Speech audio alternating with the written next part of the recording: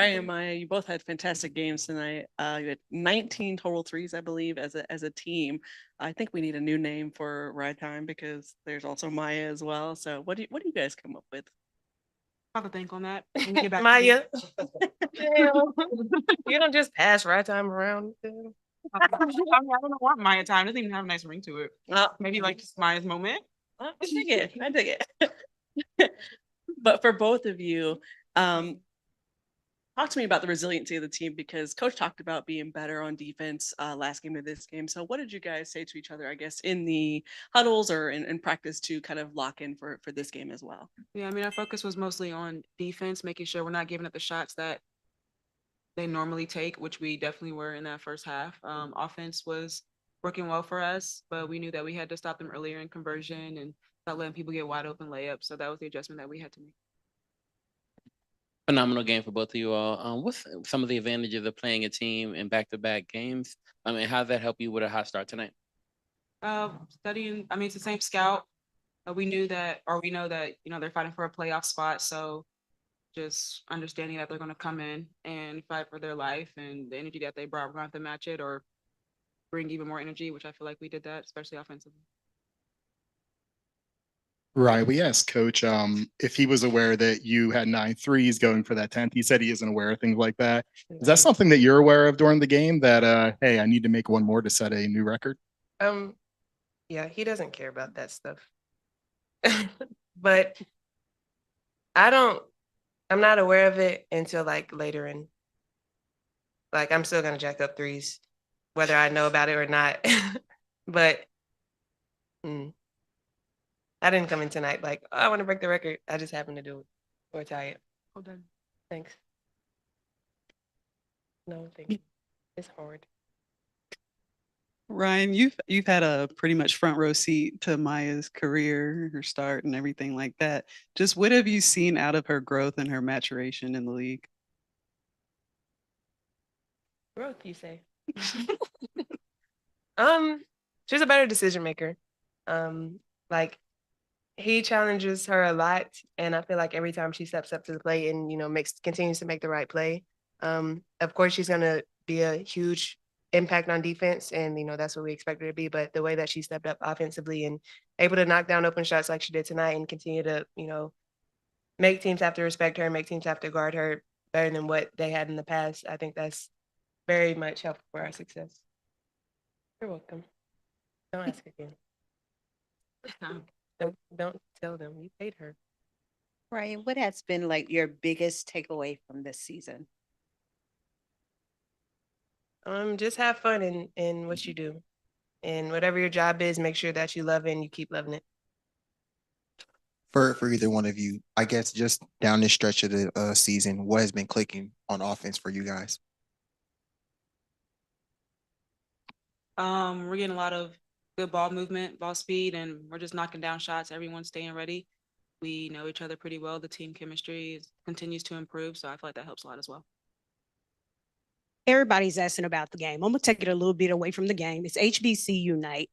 If both of you could have your choice of HBCU, what HBCU would you choose? I think I'm going to North Carolina A&T. Know a lot of people there, close to home. Geo, all that good stuff. Ryan, Howard with me. Oh, I don't know. All right, we'll take that. Brian, I want to ask you this question because I asked Coach, what's in the DNA of the Atlanta Dream?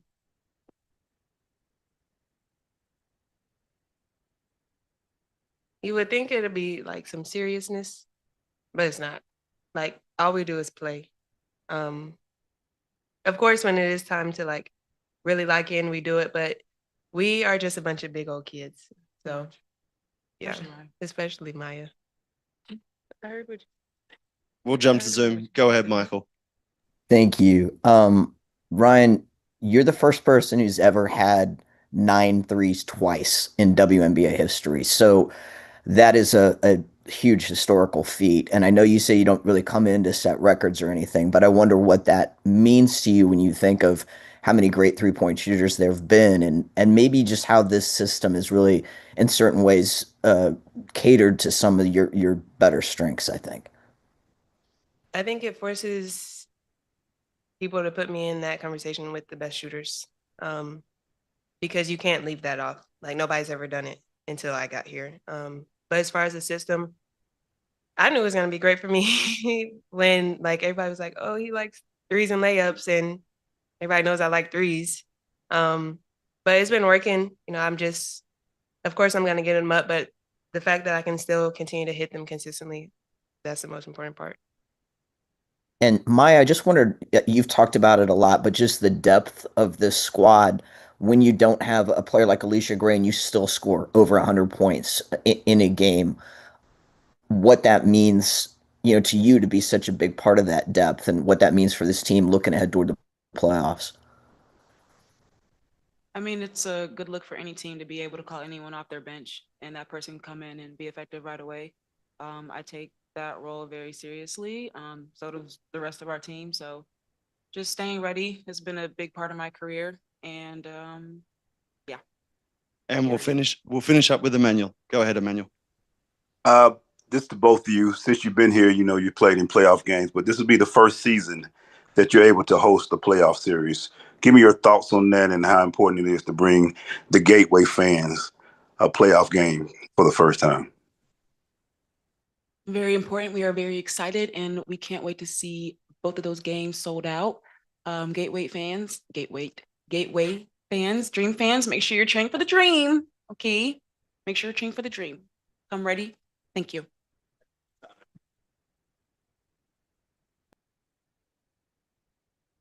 Yeah, great win for us. Obviously, Rye had you were out there, you saw it. Just an amazing performance.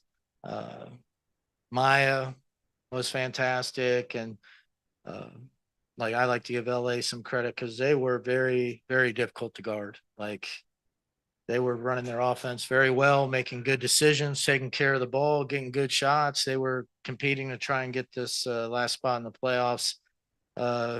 Fortunately for us, we just had an exceptional day shooting the 3-ball.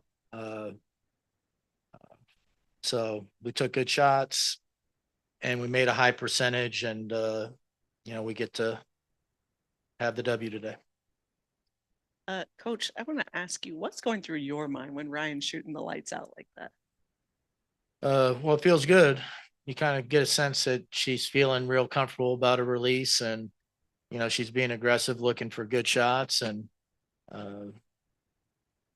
that first half, he was just on fire. And then she was it was a lot of the 3-ball, but she was also getting to the basket and using fakes on penetration, getting people up in the air and creating advantages that way. It was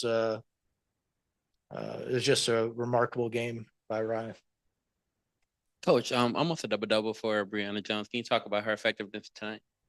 Yeah, she didn't get many touches in the first half because like Rye was making everything.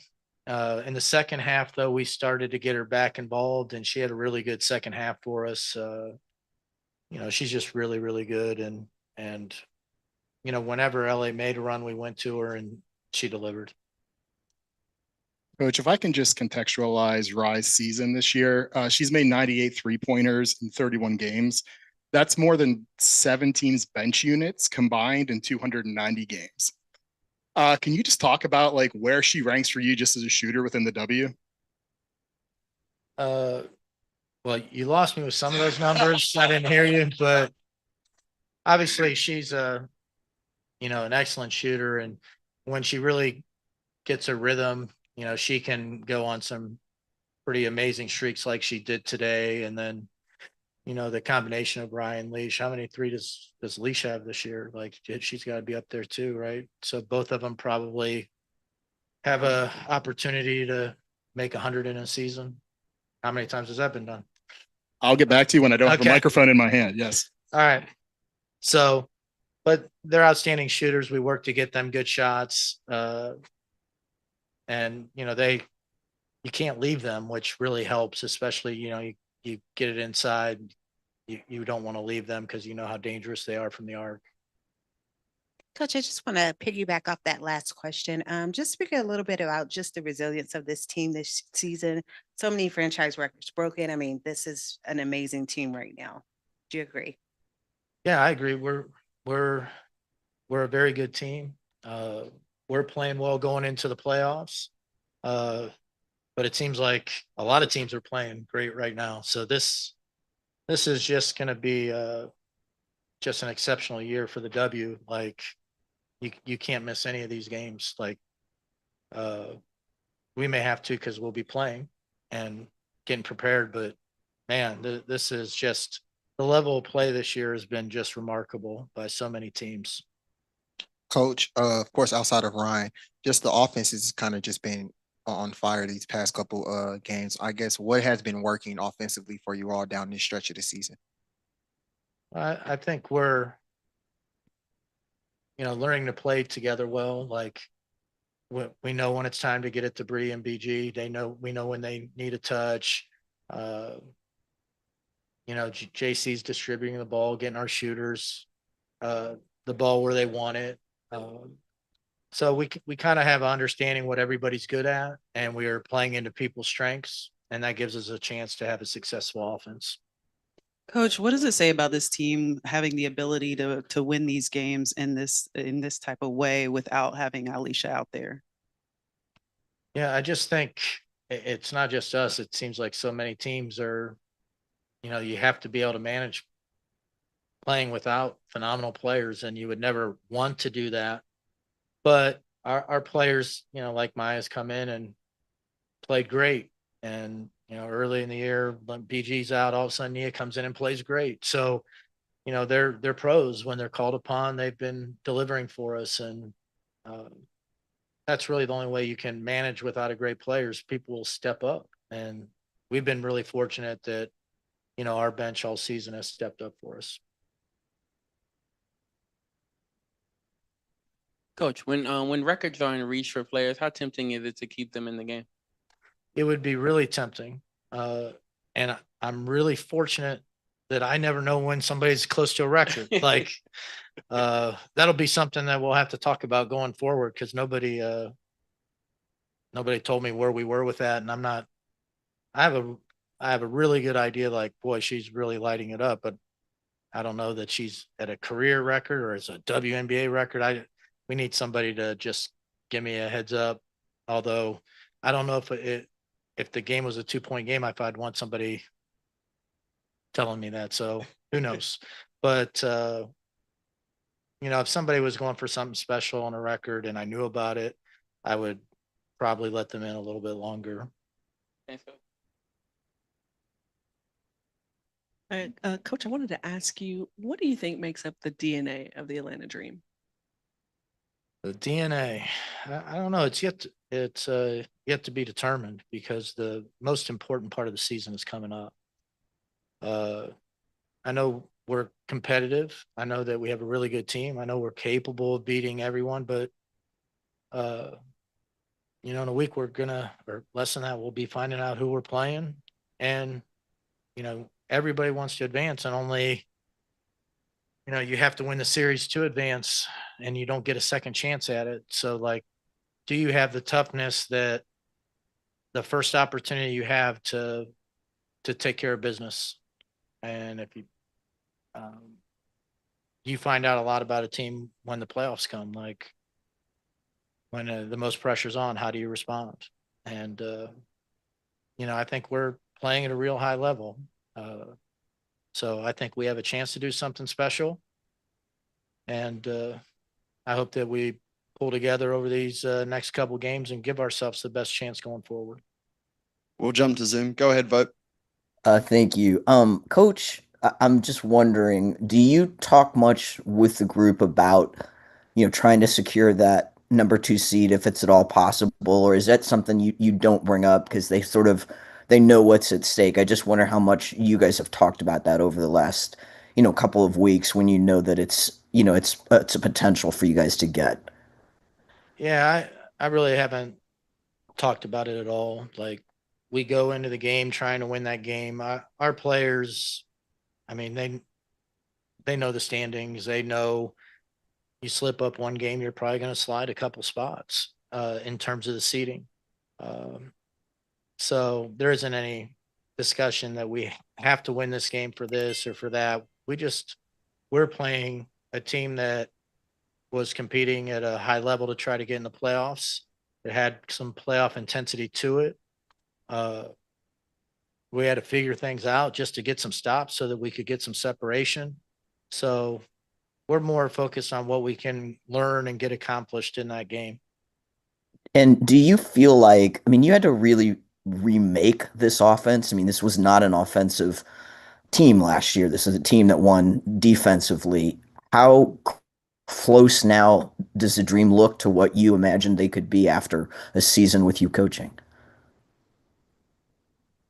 Well, I mean, I thought we would be one of the better offenses in the league going into the season because we have very good offensive players. And if you play together and you take good shots, you'll have a good offense. But I don't know that I had any idea of how it would actually look because you need to learn the players, and you've watched video of them playing in another system and what's worked for them, but how is it going to work within a new group working together, and how can we best utilize everybody's talents? So I think we've gotten better at that as it's gone along.